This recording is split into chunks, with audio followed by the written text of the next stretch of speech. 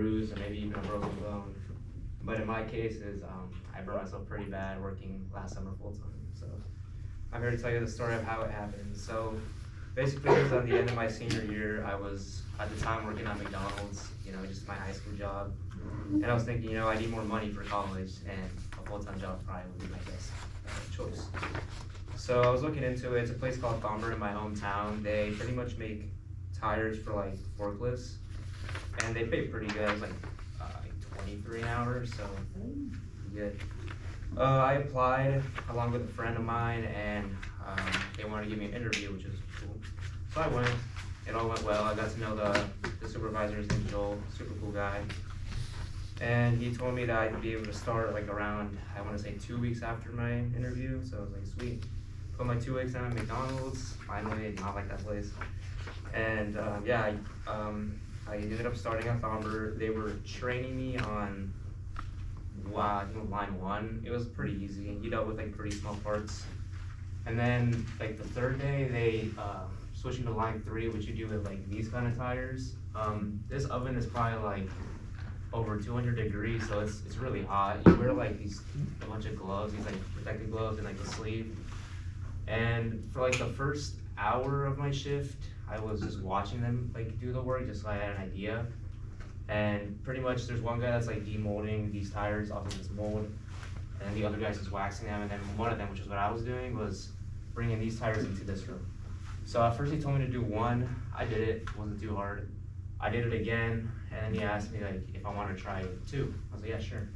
The way he showed me is he told me to hold the tire like, so it's here, put my whole hand through it, and hold it like this. I had 2 hours. So I walked in, I want to say like the pallet was probably like, around here, so I still had to like lift them. So the one on my right hand, I got it up, but the one on my left hand, as I was lifting it up, I like lost grip of it. It slid down my arm and just totally toasted it. So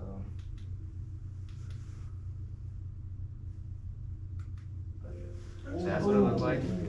I remember when I felt the tire on there, it felt like warm. It didn't feel like when you touch a stove, you're like, oh crap, it just felt warm. I dropped it, and my coworker comes in, he's like, are you good? I look over, I'm like, oh my, that's crazy.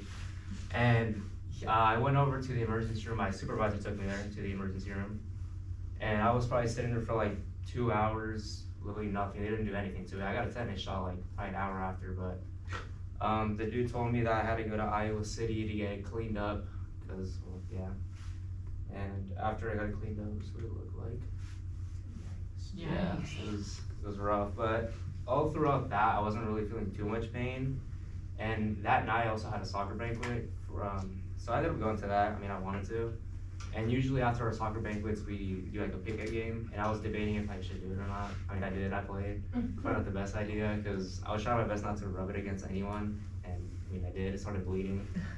But yeah, they told me that I had to be off work for like 3 weeks or so. Like it was like 3 weeks. They gave me a bunch of like supplies to clean it, and I remember that night after the banquet, I took off all the gauze, and I went to go clean it, and probably the worst pain of my life. I about cried. The next week, it was around the same pain. It was just terrible.